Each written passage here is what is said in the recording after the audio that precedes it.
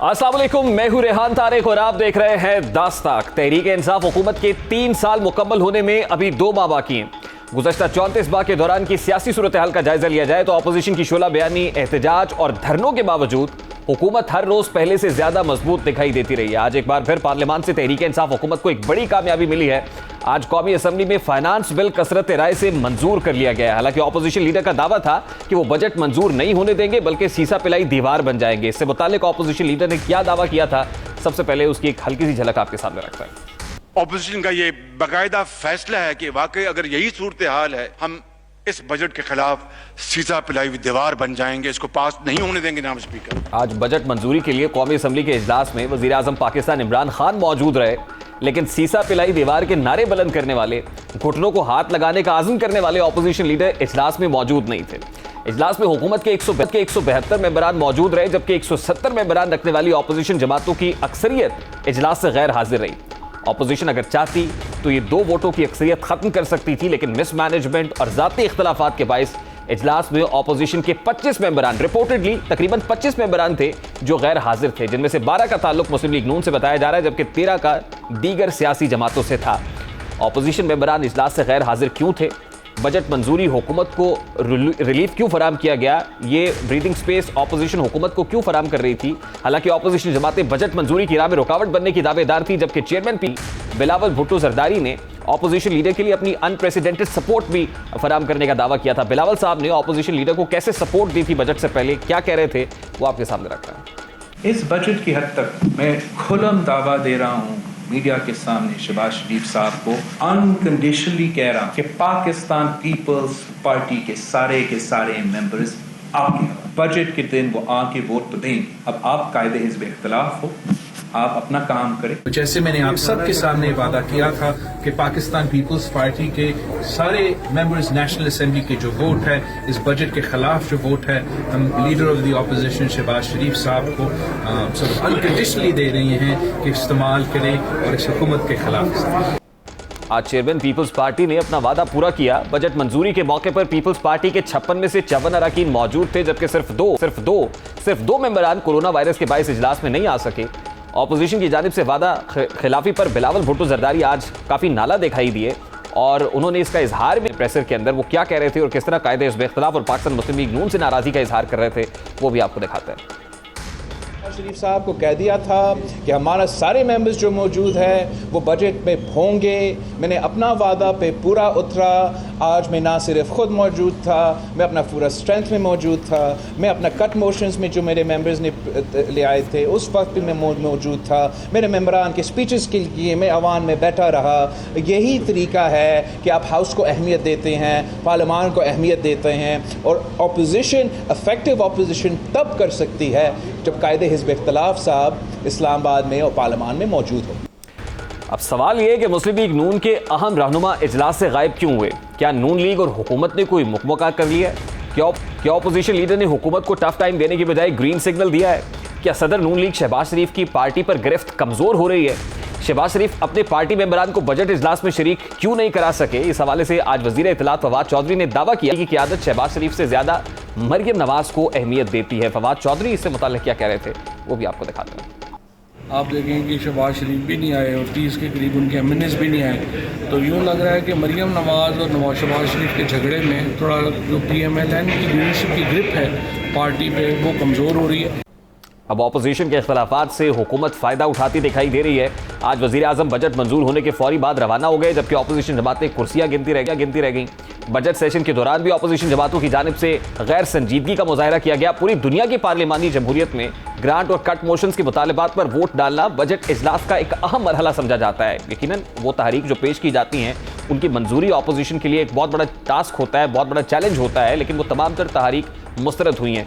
अरकान हिज़्ब इख्तिलाफ की वजारतों और डिवीजन्स पर कट मोशंस देकर हुकूमत को मुश्किल वक्त देने का यकीनन एक अपॉर्चुनिटी थी, एक मौका था।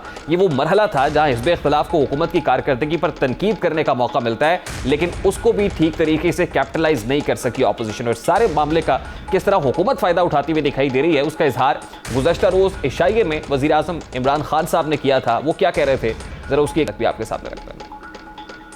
जिस तरह हमने बड़े मुश्किल 3 साल में 2 महीने भी रह गए। इसका मतलब मैं क्यों ये कहता हूँ, क्योंकि अभी 2 महीने में और बहुत काम आपके सामने आ जाएंगे। तो 3 साल में शक्ल बदली होगी। अब 2 महीने पहले तो नहीं आप एक्सपेक्ट कर रहे थे कि आज बजट में इस तरह का बजट आएगा। हुकूमत तो मजीद स्ट्रॉन्ग दिखाई दे रही है और 3 साल के बाद मजीद अपने आप को मजबूत महसूस कर रही है। वो कह रहे हैं कि अब शक्ल बदली होगी, करेक्टिव रिफॉर्म्स करेंगे, इस्लाहात का वक्त आन पहुंचा है। मुसलसल 2 बरस से ऑपोजिशन हुकूमत को वॉक ओवर फराम कर रही है, जिसके बाद ऑपोजिशन के रवैयों पर शुकूक व शुबात का इजहार भी किया जा रहा है। ये मामला क्या है? सबसे पहले पाकिस्तान पीपल्स पार्टी का पॉइंट ऑफ व्यू लेंगे। इस वक्त पाकिस्तान पीपल्स पार्टी के रहनुमा कादिर मंदोखेल साहब ने हमें ज्वाइन किया है। अस्सलाम वालेकुम, बहुत शुक्रिया मंदोखेल साहब आपके वक्त के लिए। मंदोखेल साहब बताइएगा कि ऑपोजिशन की तरफ से जितनी तहरीक उठाई गई तमाम की तमाम मुस्तरद हो गई। आज इंपॉर्टेंट डे था, फाइनेंस बिल की मंजूरी थी, लेकिन इस डे पर भी ऑपोजिशन ना सिर्फ with in the opposition divide था बल्कि विद इन द पार्टीज भी डिवाइड दिखाई दिया। क्या वजह है मंदोखेल साहब? बहुत शुक्रिया। मैं नहीं समझ रहा हूँ कि अपोजिशन डिवाइड है। अपोजिशन तो इकट्ठी थी। शहबाज शरीफ साहब नहीं आ सके कोई फौतगी की वजह से। बाकी अपोजिशन हमारे 2 अरकान जो है ना वो कोविड की वजह से नहीं आ सके, उनको कोरोना पॉजिटिव आया था। और बाकी ये कि मतलूबा तादाद एक मरतबा तो हमने पॉइंट आउट कर लिए, उसमें तो हमारे मेम्बरान कम थे, मगर लास्ट दिन के बहुत सारे मेम्बरान चले गए थे। तो बिलावल भुट्टो साहब ने उनको पॉइंट आउट भी किए, लेकिन स्पीकर साहब ने जो है ना वो हाउस एडजर्न कर लिए कल सुबह तक के लिए और उठ के चले गए थे। नहीं, लेकिन मंदोखेल साहब ऑपोजिशन के रिपोर्टेडली तकरीबन 25 मेंबरान ईवान से गैर हाजिर रहे। देखिए शहबाज शरीफ साहब का एक इशू हो सकता है, आपके 2 मेंबरान जो हैं वो कोरोना पॉजिटिव थे, लेकिन 25 लोग गैर हाजिर रहे इतने इंपॉर्टेंट डे पर। बात तो आपकी सही है। जारी बात एक चीज है, हमारे 56 MNA में से सिर्फ 2 गैर हाजिर थी, वो भी कोरोना की वजह से। तो मैं समझ रहा हूँ, आपको याद होगा पहले दिन बिलावल भुट्टो साहब ने मियां शहबाज शरीफ साहब को ऑफर की थी कि हमारे MNA सारे आपके हाथ में आपके हवाले करता हूँ, उनका वोट जिस तरह इस्तेमाल करना चाहते हैं। लेकिन आप देख रहे हैं पूरा सेशन में, जहाँ से बजट सेशन है, हमारे MNAs मुसलसल मौजूद रहे। इवन के आसिफ अली जरदारी साहब जो कि इंतहाई अलील है वो भी मौजूद रहे। बिलावल साहब तो रोज मौजूद होते हैं, एक दिन कश्मीर गए थे बीच में, बाकी मुसलसल पूरा सेशन में मौजूद रहे। हमारे तमाम MNAs मौजूद रहे और जो 2 हमारे MNAs है वो भी आप दुरुस्त फरमा रहे हैं कि बिलावल साहब ने अपनी अनप्रेसिडेंटेड सपोर्ट का ऐलान किया था कि कायदे हिज़्ब इख्तिलाफ की झोली में डालते हैं वो as far as budget is concern. तो उस पर उन्होंने शिकवा भी किया आज कायदे हिज़्ब इख्तिलाफ और पाकिस्तान मुस्लिम लीग नून से। आप क्या समझते हैं कि पाकिस्तान मुस्लिम लीग नून की तरफ से इस गैर संजीदगी का मुजाहरा क्यों किया गया? ठीक है, कायदे हिज़्ब इख्तिलाफ उनका अपना कोई ज़ाती वजूहात थी या उनके जो है वो भाई साहब उनकी वफात हुई 2 रोज़ पहले, लेकिन उसके अलावा पाकिस्तान मुस्लिम लीग नून की तरफ से नॉन सीरियसनेस क्यों रही? क्या आइडेंटिफाई किया आपने? आपको कुछ ऐसे भी लग रहा था। देखिए, अगर सच्ची बात मैं कह दूं, जिससे हमारे मुस्लिम लीग नून के दोस्त नाराज ना हो, तो शहबाज शरीफ साहब की मजबूरी तो फौतगी की वजह है। उनकी हमजुल्फ का गलबन बता रहे हैं कि 2 दिन पहले इसकी का इंतकाल हुआ है। लेकिन शायद खाकान अब्बासी साहब भी गैर हाजिर रहे और साबिक वज़ीर आज़म है वो भी गैर हाजिर रहे, ना जाने वो किस वजह से गैर हाजिर रहे। तो ये बात तो है, लेकिन अब क्या कर सकते हैं ना। इसी वजह से तो बिलावल साहब ने पहले ही हमारे जो 56 MNAs है वो उन्हें ऑफर की कि आप हमारे MNAs आपके हाथ में है, जहां इसका वोट चाहो इस्तेमाल करो। बाकी आप ये समझ लो कि हमारी पार्टी के पास जो 56 MNAs है, तो 56 में तो हम उसको नहीं रोक सकते ना बजट को। बाकी आप देख रहे हैं जिस तरह PDM में दरारें पड़ गई थी, या जिस तरह शोकास का सिलसिला रहा है नून लीग की हट दरमी, या शायद खाकान अब्बासी साहब की नापुख्तगी की वजह से ये सारा मामला एक दरार का शिकार हुआ। और इसके बावजूद कि हुकूमत की नाइली बार बार हमें इकट्ठा करने की कोशिश कर रहे हैं उनकी सारे हरकतों की वजह से, मगर बदकिस्मती से अपोजिशन इकट्ठे नहीं। बात अब दुरुस्त कर रहे हो। तो कादिर मंदोखेल साहब, PDM में आपने देखा कि पाकिस्तान पीपल्स पार्टी और पाकिस्तान मुस्लिम लीग नून के माबैन नहीं बन सकी। मरियम नवाज साहिबा के साथ इख्तलाफात हो गए, शायद खाकान अब्बासी एहसन इकबाल साहब के साथ हो गए। अभी आपने कहा कि आप शहबाज शरीफ साहब के साथ बैठ सकते हैं और उनकी जो सोच है वो काफ़ी अलाइंड है पाकिस्तान पीपल्स पार्टी के साथ। तो क्या इसके बाद आप कोई फैसला करेंगे कि अब शहबाज शरीफ साहब के साथ भी नहीं बैठा जा सकता, पार्टी को कोई और ऑपरेट कर रहा है? अभी हम देख रहे हैं, पीपल्स पार्टी देख रही है कि आया इनके पास ये इख्तियार किसके पास है, शहबाज शरीफ साहब के पास है या मरियम नवाज साहिबा के पास है। मुझे तो बज़ाहिर तो ये लग रहा है कि शायद खाकान अब्बासी साहब और एहसन इकबाल साहब वो सारी जो है ना वो मरियम नवाज साहिबा के साथ है। मगर चूंकि अपोजिशन लीडर भी शहबाज शरीफ साहबा है और कौमी असम्बली में भी उनके एक मेंबर भी है, खुद पार्टी के सरबरा भी है, तो एज ए पार्टी का सरबरा या एज ए पोजीशन लीडर तो हम तो ज्यादा तरजीह देंगे शहबाज शरीफ साहब को। नहीं, व्हाट डिड यू आइडेंटिफाई कि जो कुछ आज हुआ है ये एपिसोड किसकी वजह से हुआ है, इसका मास्टरमाइंड कौन था? देखिए, ये तो आपका बड़ा सख्त सवाल है, मैं इनको मास्टरमाइंड का नाम तो नहीं देता हूँ, लेकिन आज चूंकि अहम इजलास था और मैं दोबारा रिपीट कर रहा हूँ कि आसिफ अली जरदारी साहब जो कि इंतहाई अलील है और आपने आज भी उनका देखा था, उससे पहले भी उनकी रिपोर्टें आपके सामने, मगर उसके बावजूद न तो ये मुल्क छोड़ के भागा है, न उन्होंने कोई माफ़ी मांगी है, ना वो किसी ये कंप्रोमाइज़ पे है। और इससे पहले भी बीबी शहीद का रिकॉर्ड आपके सामने, जो दहशत के सामने डट गई, अपनी जान गंवा दी है मगर हार नहीं माना। और उससे पहले भुट्टो शहीद का भी आपके सामने रिकॉर्ड है। तो पीपल्स पार्टी की तो तारीख है, बाकी दूसरे के बारे में मैं कुछ नहीं अच्छा चले, लास्टली मुझे ये बताया कि हुकूमत तो मजीद स्ट्रांग फील कर रही है। खान साहब ने गुज़श्ता रोज़ इशाइये के अंदर भी बरमला इस बात का इजहार किया कि 3 साल के बाद वो मजीद स्ट्रांग हुए हैं। अब 3 साल में भी अब 2 महीने रहते हैं, जिसके बाद मजीद रिफॉर्म्स देखने को मिलेंगी, कनेक्टिव रिफॉर्म्स होंगी, आम आदमी के लिए बहुत सारे प्रोजेक्ट्स है वो ऐलान कर रहा है। तो हुकूमत तो इससे मजीद तवाना हुई है सर। मैं क्या कह सकता हूँ खान साहब की नाहली और इनकी खुशफहमी के बारे में। और अभी आज बजट पास हुआ ही नहीं, और जिस तरह पास हुआ भी आपके सामने, और पेट्रोल की अभी से समरी चली गई है। कादिर मंदोखेल साहब आपके वक्त के लिए। अब हुकूमत फाइनेंस बिल आ चुकी है, एक अहम मरहला था, एक अहम चैलेंज था जिसको अबूर किया है। ऑपोजिशन के चैलेंज को तो अबूर करने में कामयाब हो गई, लेकिन अवाम के साथ जिस चैलेंज का सामना करना पड़ेगा आने वाले दिनों के अंदर, क्या उसको फेस करने के लिए हुकूमत तैयार है? इस मामले पर बात करेंगे। इस वक्त रहनुमा तहरीक इंसाफ मोहम्मद नदीम कुरैशी साहब हमारे साथ मौजूद हैं। अस्सलाम वालेकुम कुरैशी साहब, बहुत बहुत शुक्रिया आपके वक्त के लिए। कुरैशी साहब, आज फाइनेंस बिल मंजूर हो गया है, लेकिन अब बहुत बड़ा चैलेंज ये है कि 1 जुलाई से जब ये इंपोज होगा, नए टैक्सेस लगेंगे, और फिर ऑपोजिशन को तो आपने कर्टेल कर लिया, कंट्रोल कर लिया, महंगाई को कैसे कर्टेल करेंगे? अब बिस्मिल्लाहिर्रहमानिर्रहीम। रेहान, देखिए, अपोजिशन को ना हमने कर्टेल किया ना इंगेज किया। अपोजिशन का जो एटीट्यूड आज सामने आया, ये मकाफात अमल की एक ऐसी इतना बड़ी मिसाल है जिसको हम जितना भी डिस्कस करेंगे तो इसकी वो सारी चीज़ें 85 के दौर में जाएंगी, जब मोहम्मद खान जुनीजो से लेकर और उन तमाम अकाबरीन के साथ PMLN की उस वक्त की लीडरशिप ने जो सलूक किया। आज बुनियादी तौर पर जो मरियम नवाज़ का ग्रुप है, उसकी गैर हाजिरी ने एक लाइन ड्रॉ कर दी अपोजिशन में और PMLN की जो उनकी फैमिली क्राइसिस है उसमें। जहाँ तक बात की आपने बजट के को इम्पोज करने की, देखिए इमरान खान साहब का जो आप पिछले 3 से 4 माह में और बिलखुसूस कोविड के 3rd फेज़ के बाद जितनी भी मुश्किलात थी, खान साहब ने उसको फ्रंट फुट पे आके फेस किया।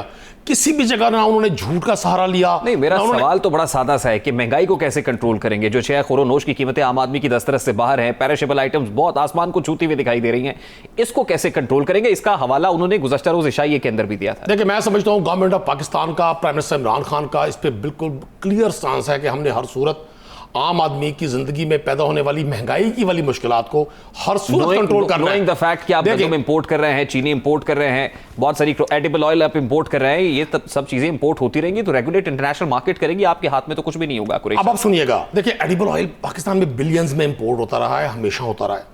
हमने कभी भी अपनी एग्रीकल्चर को वो फोकस नहीं किया जो हमारी एग्रीकल्चर को होना चाहिए था।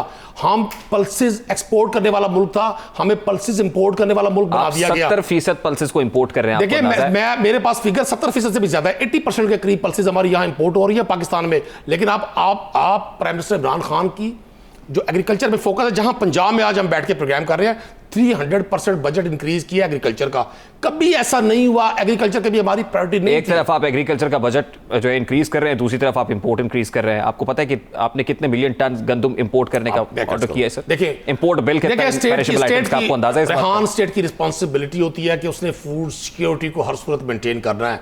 हमारे पास जो वीट की बम्पर क्रॉप हुई है, हमारी local importing the perishable items, तो महंगाई तो कम आपकी दस्तरस में नहीं होगी सर, ये तो 13-14% से बहुत ऊपर चली जाएगी। अच्छा, मैं समझता हूं आपके सवाल का जब तक मैं जवाब पूरा नहीं दूंगा, लोग आप मुझे बताएं कि पेरिशेबल आइटम्स में जो है वो मामला 13-14% से ऊपर है या नहीं है सर? देखिए, मैं आपको सिर्फ एक चीज अर्ज कर दूं, हमारे पास जो इस वक्त रिजर्व्स हैं वीट के, वो हमारी इंटरनल नीड के एन मुताबिक है। ये सारी चीजें देखिए प्रिकॉशनरी मेजर्स हैं कि फूड सिक्योरिटी का ऐसा इशू नहीं बनना चाहिए कि लोगों को कैसे वक्त में इंपोर्ट कर रहे हैं जब इंटरनेशनल मार्केट के अंदर प्राइस ज्यादा है। देखिए, मैं आपको एक अर्ज करूं, ये इंपोर्ट का प्लान सिर्फ इस ग्राउंड पर किया जा रहा है। इस बात का जवाब दें कि पेरिशेबल आइटम्स के अंदर जो महंगाई इस वक्त है, फूड इन्फ्लेशन है, इसको कैसे कंट्रोल करेंगे? चले आपने चीज तो मानी। I have to take a break sir. अच्छा, आपने चीज तो मानी कि इंटरनेशनली चीजों का रेट ज्यादा है। हमें ये चीज़ अपनी कौम को बतानी है, हमने लोगों को इस बात पर ऑन बोर्ड लेना है, लोगों को कन्विंस करना है, ट्यून करना है कि इंटरनेशनल मार्केट्स के रेट बहुत ज़्यादा है। लास्टली मुझे बताया कितने अरसे तक आप इंपोर्ट जारी रखेंगे? देखिए, मैं पहले तो समझता हूँ हमने अपने नेशनल जो रिजर्व्स है हमारे पास वीट के, हमने उसका प्लान करना है।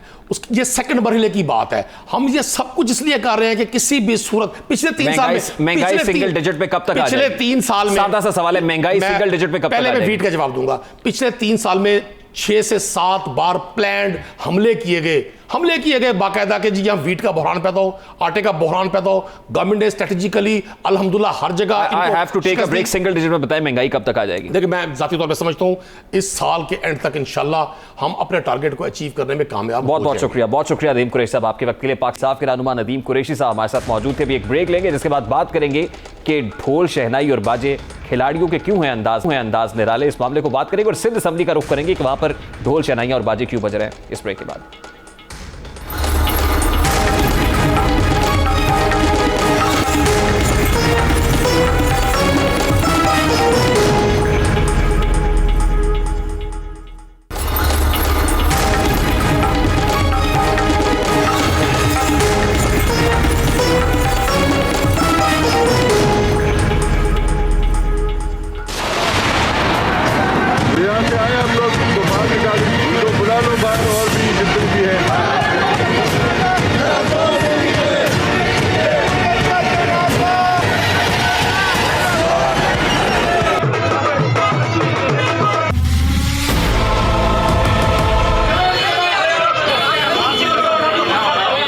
ये सब कुछ सिंध असेंबली में गुज़श्ता रोज से हो रहा है। ये क्या हो रहा है और क्यों हो रहा है, इसी मामले पर बात करेंगे। इस वक्त पाकिस्तान तहरीक इंसाफ के रुकन सिंध असेंबली फिरदौस शमीम नकवी साहब और पाकिस्तान पीपल्स पार्टी के रहनुमा शैला रजा साहिबा हमारे साथ मौजूद हैं। बहुत शुक्रिया आप दोनों की कीमती वक्त के लिए। सबसे पहले फिरदौस शमीम नकवी साहब, आपसे जानना चाहेंगे कि आपने तो आज मुस्ताफी होने का ऐलान कर दिया है। ये इस्तीफा आपने जज्बात में आकर दिया है या वाकई स्पीकर के सामने आपने इन रिटन फॉर्म को रेजिग्नेशन सबमिट भी करा दिया है? पहली चीज़ तो ये है कि फिरदौस शमीम नकवी एक समझदार इंसान की हैसियत से ये समझता है कि वो जो इक़दाम करेगा सोच समझ के करेगा, और उसी के लिहाज से अपनी बात करते हुए मैंने इस फ्लोर ऑफ द हाउस पे आके बात कही। और ये एहतजाज पिछले 3 साल से चल रहा है कि 2 दिन का एहतजाज नहीं। जिस वजूहात के ऊपर इस्तीफ़ा दे रहा हूँ वो बयान दोबारा कर देता हूँ। इस सिंध के इस ऐवान में, इस मुअज़्ज़ज़ ऐवान में, ऐसा ऐवान जो पाकिस्तान में जमहूरियत की अलामत है, अब ये जमहूरियत की अलामत नहीं आमरीत की अलामत बन गया है। इस ऐवान की स्टैंडिंग कमेटीज़ में मेजॉरिटी ऑफ द अपोजिशन की कोई रिप्रेजेंटेशन नहीं है 3 साल के बाद। इसके अंदर पब्लिक अकाउंट्स कमेटी के 1992 के अकाउंट्स खुले हुए हैं और पिछले 4 साल के तो ऑडिटेड अकाउंट्स खोले ही नहीं गए और 2 साल के अकाउंट्स पेश ही नहीं किए गए। और इसके ऊपर चेयरमैनी पाकिस्तान पीपल्स पार्टी के लोगों की, अपोजिशन की वहाँ मेंबरशिप भी नहीं है।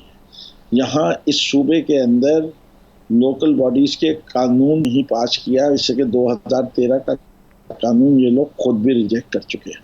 यहाँ प्राइवेट मेंबर्स के किसी बिल को लाने नहीं दिया जाता।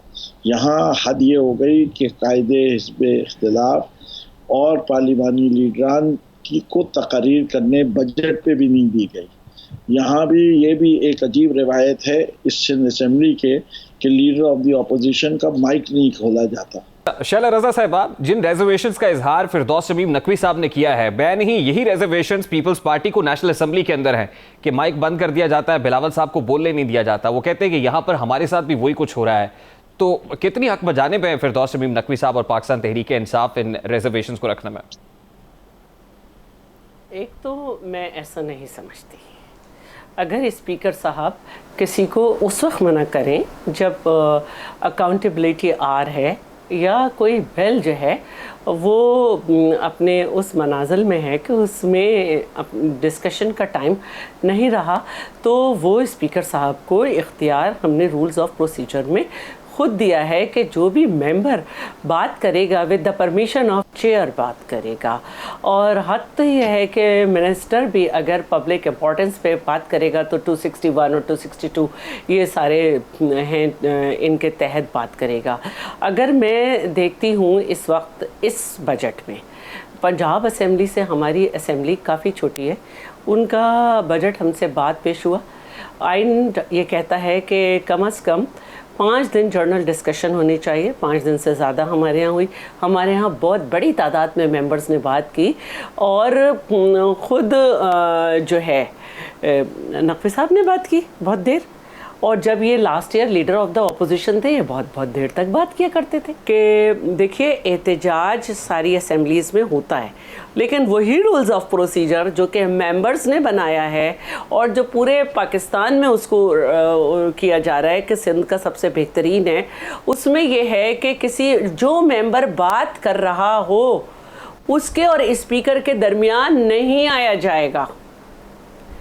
इस पूरे बजट को आप देख लें कि वज़ीर आला के गिर्द बाकायदा एक हमको सर्किल बनाना पड़ा कि ये बजट नहीं पेश करने दे रहे थे। इससे पहले कि ये रिवायात इन्होंने डाली कि जैसे अब्दुल रशीद हैं या कुछ हैं, अगर वो कुछ ऐसी बात कर रहे हैं जो इनको पसंद नहीं आ रही, बेशक वो अपोजिशन का मेंबर है, ये जाके उसकी चीज़ें फाड़ने लगते।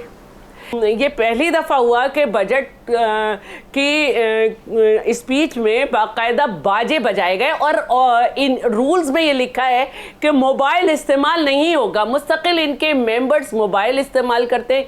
ये तय होता है कि एक दूसरे की लीडरशिप को नहीं कहा जाएगा। बिलो द बेल्ट बात करते हैं। ख़वातीन इनकी पता नहीं कौन कौन सी आग के बारे में बातें करती हैं और लोगों की कास्ट पे अटैक होते हैं। तो मैं ये हैरान हूँ कि अगर आप ठीक है, ये डेरोगेटरी रिमार्क्स पास नहीं करने चाहिए, लाएंगे अंदर कुछ इस तरह की चीज लाएंगे तो आप पे पाबंदी ना लगाई जाए। पाबंदी लगाई जाएगी तो आप शहनाई और बाजे लाएंगे, गेट तोड़ के दाखिल होंगे। अच्छा फिरदौस शमीम नकवी साहब, आज जीडीए और एमक्यूएम जो आपके इत्तेहादी हैं, उन्होंने भी इस मामले पर आपका साथ देने से इनकार किया। उन्होंने कहना है कि ये गैर जमहूरी तर्ज अमल है। कल जो जमहूरियत का जनाजा निकाल रहे थे असेंबली के अंदर, आज उन्होंने वाकई जमहूरियत का जनाजा निकाल दिया है। ये एमक्यूएम और जीडीए का के कमेंट्स हैं। तो आपको नहीं लगता, और फिर ये कहा जा रहा है कि फिरदौस शमीम नकवी साहब जब स्पीकर ने रूलिंग दे दी थी तो उसके बाद आप क्यों आए और फिर आप वो लोग जो आपके मेंबरान आना चाहते थे ऐवान के अंदर, आप उनको भी बाहर ले गए कि नहीं एहतजाज करना चाहिए? मैं ऐवान के अंदर आया था कि हमारे मेंबरान को असेंबली के प्रेमिसेस में नहीं आने दे रहे थे और वो तमाम मेंबरान थे जिन्हें अटेंड करने की इजाज़त थी। हमने फैसला किया था राबिया असफर निज़ामी का बिल है, आज पेश हो रहा था कि वो अपना बिल ज़रूर पेश करेगी। तो ये जो है असेंबली के दरवाजे उसके मेंबर्स पे बंद किए नहीं, लेकिन स्पीकर ने रूलिंग नहीं दी थी कि ठीक है 8 मेंबर्स बाहर रहेंगे लेकिन उसके अलावा जो मेंबर्स आना चाहते हैं वो आ जाएंगे। स्पीकर की रूलिंग ये नहीं थी? नहीं जी, देखिए स्पीकर की रूलिंग होती है inside the house, not inside the assembly premises. वो अपने दफातर भी हैं, बिलाल गफ्फार साहब के भी दफातर हैं, मीटिंग भी हो सकती है, सब कुछ। जो ऑर्डर आया उसके अंदर प्रेमिसेस का कोई जिक्र नहीं है। और जो मैं जिन एमपीएस का मैं जिक्र कर रहा हूँ, 5 एमपीएस का, जिसमें रियाज हैदर है, शब्बीर कुरैशी हैं, राबिया हैं, सिद्रा इमरान हैं और मेरे ख्याल से हमारे एक और मेंबर थे, हाँ वो जमात इस्लामी के MMA के रशीद साहब हैं, उनको इन्होंने अंदर नहीं आने दिया। और ये सब चीज़ें जो हैं मैं समझता हूँ जमहूरियत का कत्लेआम है। तो शहर साहब, ये जो बातें फिरदौस शमीम नकवी साहब कर रहे हैं कि आज आपको हमारा जमहूरियत का अलामती जनाजा निकालने पर एतराज है, आज ढोलक बजाने पर एतराज है, माजी में यही कुछ आप भी करते रहे? नहीं मैं ये एक बात बताना चाहती हूँ। अभी इनके एक मेंबर जो हैं वो मेरे साथ दूसरे ये बात जी शाले साहब 1 मिनट में बात करना चाह रही हूँ। अभी एक इनके मेंबर ने मेरे साथ दूसरे प्रोग्राम में ये बात की थी कि अरबाब रहीम के साथ क्या हुआ, तो वो हाउस में नहीं हुआ था, ठीक है। दूसरी बात ये है कि 4 पाई आप लेकर आ गए, मैं भी आज असेंबली में नहीं एंटर हो सकी। जो इनके लोग जो थे वो शहनाई और बाजे लेकर आए थे, मेंबर को किसी को रोका नहीं जा रहा था।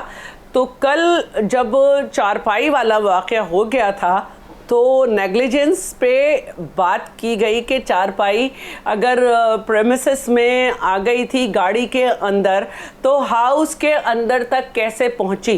तो जाहिर है कि इस पे एक कार्रवाई स्टाफ पे होगी और यकीनन वो हो रही होगी, इंटरनल मैटर है। यकीनन ये तो ब्रीच ऑफ सिक्योरिटी है, ये तो देखा जाना चाहिए था कि कैसे आ गया ऐवान के अंदर ये सब कुछ। देखिए ये हो रही होगी ना, मैं कह रही हूँ शहनाई और बाजे लेके आप असेंबली में घुसने की कोशिश करेंगे तो गेट बंद होगा। मैं भी नहीं आ सकी, राबिया मेरे साथ ही खड़ी थी, हम दूसरे गेट से हमने एंटर होने की कोशिश की, हम नहीं एंटर हो सके। नकवी साहब, शैला रजा साहब अगर माजी के उन वाकयात को कंडेम कर रही हैं तो जो कुछ आपकी तरफ से हुआ इन रीसेंट डेज, क्या आप उसको कंडेम करते हैं? क्या वो उसकी मजम्मत करते हैं आप?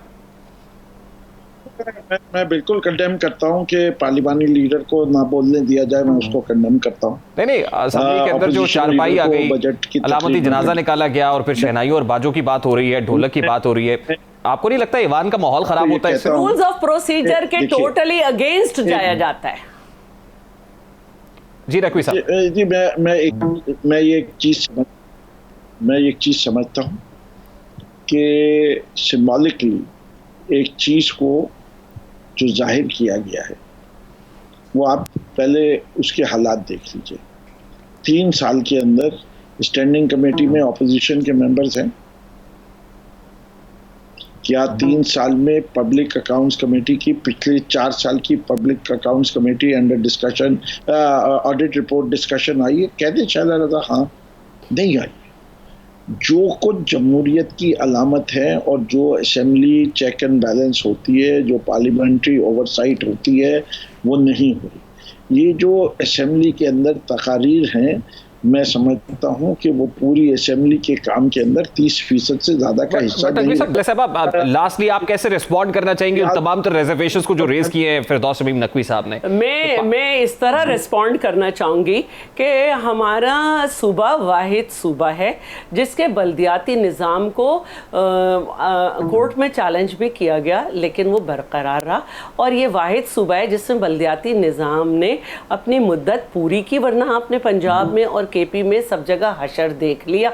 इनके अपने फैसल वावडा जो हैं वो नैब में गए और उन्होंने कहा कि 20 महीने में 16.5 अरब रुपए वसीम अख्तर साहब को दिए थे, इस मद में यहाँ पे मिस यूटिलाइज हुए, ये हुए, नैब खामोश, सत्तू पिया हुआ है, इन लोगों ने भी मुंह पे गोंद डाला हुआ है। जहाँ पे मुद्दत पूरी हुई, जहाँ पे एक पाई का हिसाब दिया गया, वसीम अख्तर आज तक नहीं कह सके कि पैसे नहीं दिए गए, वरना वो कोर्ट में खड़े होते। वहाँ के बल्दियाती निज़ाम पे ये बात कर रहे हैं जो इनकी पार्टी ने 3 सूबों में मुद्दत से पहले ख़त्म कर दिया और कोर्ट ऑर्डर के बगैर अब तक हो नहीं रहा। वहाँ पे लिए इनकी कोई आइडियोलॉजी नहीं है।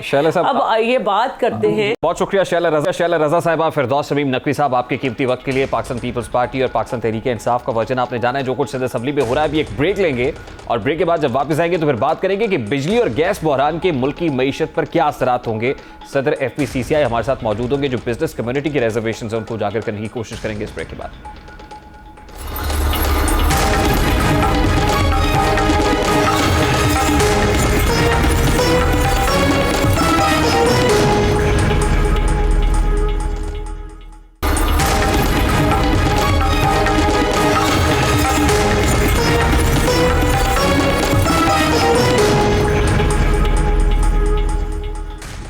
Welcome back. इस वक्त मुल्क में बदतरीन गैस बहरान का सामना है और गैस बहरान की वजह से न सिर्फ पावर सेक्टर को चैलेंजेस का सामना है बल्कि इंडस्ट्री इस वक्त बड़ी मुश्किलात का शिकार है। इस वक्त मेरे साथ सदर FPCCI नासिर मगू मौजूद है, लेकिन उससे पहले जरा क्विकली आपको बताएं कि हो क्या रहा है।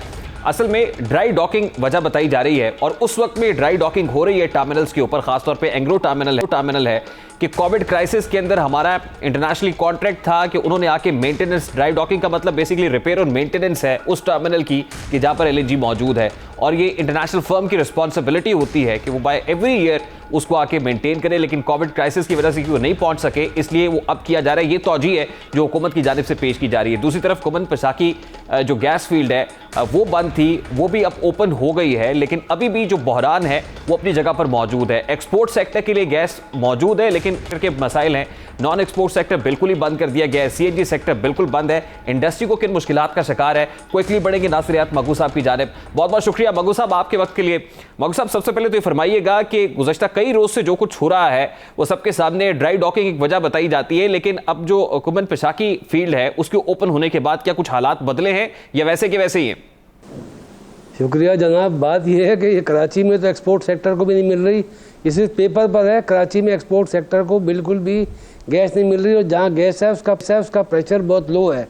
ये तो एक बात हो गई, और जब उनको नहीं मिल रही तो जो बाकी जो नॉन एक्सपोर्ट सेक्टर है उनका तो मामला बिल्कुल कोई कंसिडरेशन में ही नहीं है। और गैस तो इनके पास है ही नहीं, गैस का तो बहरान खड़ा हुआ है, क्योंकि इन्होंने ड्राई डॉकिंग के लिए जहाज़ भेज दिया है, दूसरा जहाज़ अभी आ गया होगा, इस वक्त मेरा ख्याल है पहुंच गया होगा, और ये तो वही 5-7 दिन का टाइम लगेगा इसको बैक टू नॉर्मल। ये एक है कि वो जो एक फील्ड बंद की थी कुन्नड़ पासी, वो जो है वो आज से वापस आ गई है, और उसमें से तकरीबन 125 MMBTU गैस आनी शुरू हो गई है।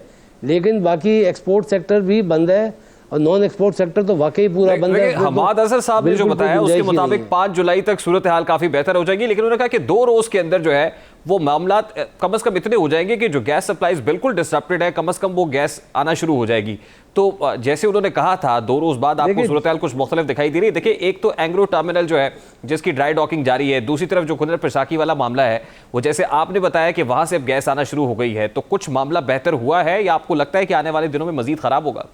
नहीं, अभी तो नहीं हुआ बेहतर। वो ताबिश गौर साहब आए थे फेडरेशन में और काफ़ी 3 घंटे बैठे और काफ़ी डेलिब्रेशन हुई। मैं आपके चैनल के तवज्जुह से एक बात बता दूं कि ये जो है ना, ये जो जितने डिपार्टमेंट्स हैं, देखें जो गैस फील्ड है उसकी मेंटेनेंस करती है OGDC, जो LNG सप्लाई करती है वो करती है SSGC और SNGC। तो ये मुख्तलिफ लोग हैं, मुख्तलिफ चेन और कमांड में बैठे हैं, इनका राब्ते का फुकदान है, क्योंकि इनको उसके लिए तो बताया गया कि इंटरनेशनल कॉन्ट्रैक्ट था और उसकी जो मेंटेनेंस थी वो इंटरनेशनल कंपनी की रिस्पांसिबिलिटी थी। कोविड की वजह से वो नहीं आ सके, जिसकी वजह से डिलेज आ गए।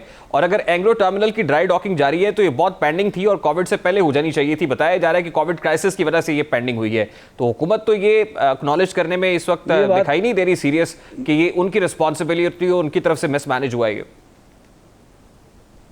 देखिए, बात यह है कि जब उनको ये पता है कि ड्राई डॉकिंग का मसला है तो गैस फील्ड की मेंटेनेंस तो आगे पीछे करते हैं। देखें, तो प्लान होता है ना, हर चीज़ को आप प्लान करते हैं, आप एंड टाइम पे हैपहैज़र्ड जो है और एडहॉक फैसले नहीं करते हैं ना। ये सब चीज़ें तो उनके सामने थी कि क्या क्या होना है। तो अगर यार ड्राई डॉकिंग आगे कर देते, ईद की छुट्टियों में मेंटेनेंस कर लेते, कुछ ना कुछ तो एडजस्ट करते हैं ना। एकदम इस तरह तो नहीं कर सकते थे कि वो अपना काम कर रहा है, वो अपना काम कर रहा है और इंडस्ट्री बंद हो गई। अच्छा, ये बातें आपने ताबिश गौर साहब से आज की होंगी, तो ताबिश गौर साहब के इसकी क्या तौजीह पेश करते हैं कि ये जो मिसमैनेजमेंट हुई है, अगर ये ड्राई डॉकिंग अभी करनी थी तो आपने जो ऑयल फील्ड है वो उसकी मेंटेनेंस क्यों शुरू कर दी? OGDC का सब्जेक्ट था और वो 1 साल पहले होनी थी, और वो टीम बाहर से आती है, वो टाइम जो है ऐसा था कि हम उस शेड्यूल को चेंज नहीं कर सकते थे। वो जितनी गैस फील्ड है उनकी मेंटेनेंस के कुछ लोग बाहर से भी आते हैं, और ये जो ड्राई डॉकिंग भी लास्ट ईयर से होनी थी, लेकिन कोविड आ गया, लोग नहीं आ सके। सब ये बताइएगा, एक तरफ तो सप्लाई की इजाजत नहीं है, गालिबन अभी इंपोर्ट की इजाजत भी नहीं है कि आप लोग खुद गैस मंगवा सकें, ऐसा ही है?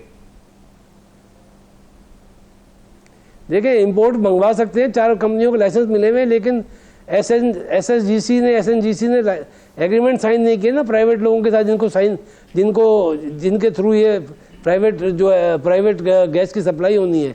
एग्रीमेंट्स मिसिंग है। सप्लाई का मसला नहीं है, टर्मिनल का मसला नहीं है, पाइपलाइन का मसला नहीं है, कुछ एग्रीमेंट्स मिसिंग है। मेरे को ऑफ द रिकॉर्ड ये पता चला है कि गैस कंपनीज ये कह रही है कि भाई अगर हमने किसी को कोई इजाज़त दी एक्स्ट्रा गैस लाने की या हमने प्राइवेट सप्लाई की, ऐसा ना हो कल को हम पे नैब का कोई नोटिस आ जाए। ये इस चीज़ों से जो है ना लोगों को बड़ी घबराहट है। ये बड़ा मामला जो है ना संगीन है, और लोग इस बात को समझ नहीं रहे कि इनके असल के अंदरूनी मसाइल क्या हैं। अंदरूनी मसाइल सॉल्व करने के लिए प्राइम मिनिस्टर को बैठना चाहिए। अच्छा, अब क्योंकि गयास पराचा साहब यहाँ पर नहीं है, आप ही बता दें, इस वक्त CNG सेक्टर भी बुरी तरह से मुतासिर है, और एक तो देखें कि उसमें जो सेल्स टैक्स है वो 5% से बढ़ा के 17% किया गया। फेडरल एक्साइज ड्यूटी अलग है 5% कि CNG सेक्टर अगर गैस मंगवाना चाहता है LNG के मामले के ऊपर, तो उनके लिए भी एक चैलेंजिंग है। तो इस वक्त CNG सेक्टर को किन डिफिकल्टीज का, प्रॉब्लम्स का सामना करना पड़ रहा है? देखिए, CNG सेक्टर तो लास्ट प्रायोरिटी है, लास्ट। हालांकि आपको ये पता है कि CNG आज इस्तेमाल करते हैं ट्रांसपोर्ट में, वो सस्ती गाड़ियों में, पुरानी गाड़ियों में, जो पेट्रोल अफोर्ड नहीं कर सकते, बहुत लो लेवल का तबका आजकल इस्तेमाल करता है। वो कल आए थे, एक प्रेस कॉन्फ्रेंस हमारे साथ ज्वाइन की थी। आज वो ताबिश गौर के शो में भी आए थे, अपना प्रेस कॉन्फ्रेंस में भी आए थे। तो वो बात ये है कि वो सेक्टर तो लास्ट में है, उसकी कोई प्रायोरिटी नहीं है, उसको कोई पूछता ही नहीं है।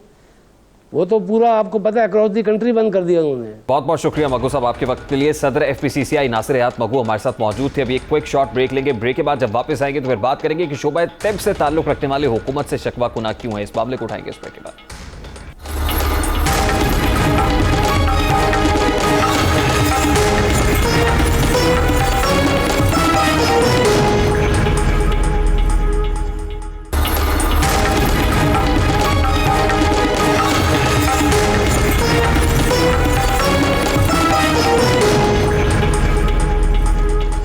Welcome back. अभी शोबा तिब से ताल्लुक रखने वालों का किस्सा दर्द आपके सामने रखना है, लेकिन उससे पहले कि उनका किस्सा आपके सामने रखें, वजीर आजम इमरान खान साहब क्या कहते हैं MTI से मुताल्लिक और PMC से मुताल्लिक, सबसे पहले उसकी एक झलक आपके सामने रखते हैं। अभी एक MTI रिफॉर्म्स आई है हॉस्पिटल्स की। अब ये गवर्नमेंट हॉस्पिटल ठीक हो ही नहीं सकते जब तक ये रिफॉर्म नहीं हम करते, लेकिन इतनी रेजिस्टेंस है इसके ऊपर, और ये क्या करने की कोशिश कर रहे हैं कि गवर्नमेंट हॉस्पिटल को वो मैनेजमेंट सिस्टम मिल जाए प्राइवेट हॉस्पिटल में। 3 साल में 2 महीने कम है, अभी तक हम लगे हुए हैं इसको इम्प्लीमेंट करने के लिए, इतनी रेजिस्टेंस है इसके लिए। और फिर ये जो PMC इन्होंने निकाला कि जो मेडिकल कॉलेजेस हैं इनकी स्टैंडर्ड ठीक की जाए। मेडिकल कॉलेजेस के अंदर अगर आप डॉक्टर्स को सही माने में ट्रेन और उनकी स्टैंडर्ड नहीं होगी तो सोचेंगे डॉक्टर्स लोगों की जिंदगी मौत के फैसले करते हैं। रेडिंग हॉस्पिटल में 3-4 साल पहले जो कार्डियोलॉजी की इंस्टीट्यूट थी, जो हार्ट की इंस्टीट्यूट थी, उसकी मोर्टेलिटी रेट यानी 100 अगर मरीज जाते थे 24 मर जाते थे।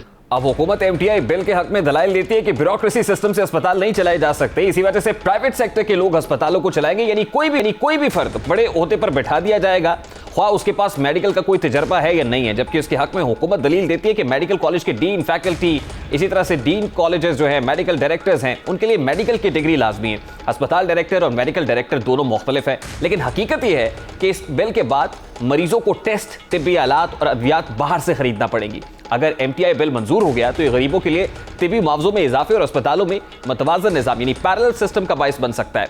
मीर रियासत मोहतरम वज़ीर आज़म इस्लामी जमहूरिया पाकिस्तान रियासत का फ़र्ज़ है कि वो रियाया को सेहत की सहूलियात दे, लेकिन आपकी हुकूमत इस शोबे से भी पैसे कमाने का सोच रही है। इसी तरह हुकूमत ने डॉक्टर्स की काबिलियत पर शुकूक व शुबहात का इजहार किया है। PMDC अमेरिका, बरतानिया, यूरोप और मशरिक वस्ता में तस्दीक शुदा इदारा था जिसकी मंजूर करदा डॉक्टर्स को पूरी दुनिया में पजीराई मिलती थी। हुकूमत ने एक नया पैरेलल इदारा बना दिया है, PMDC को हटा के PMC बनाया गया है। पाकिस्तान में 3 मेंबरान का ताल्लुक सिविल सोसाइटी से होगा, यानी अब वो लोग इसमें फैसला करेंगे डॉक्टर्स के मुकद्दर का जिनका शोबा तिब से दूर दूर तक कोई ताल्लुक नहीं है। ये लम्हा फिक्रिया है, सोचने की बात है, ना सिर्फ MTI बिल से मुतालिक बल्कि पाकिस्तान मेडिकल कमीशन से मुतालिक भी। ये तो था आज का दास्ताक। आपसे मुलाकात होगी इंशाल्लाह कल। अपना रखिएगा ख्याल। अल्लाह हाफ़िज़।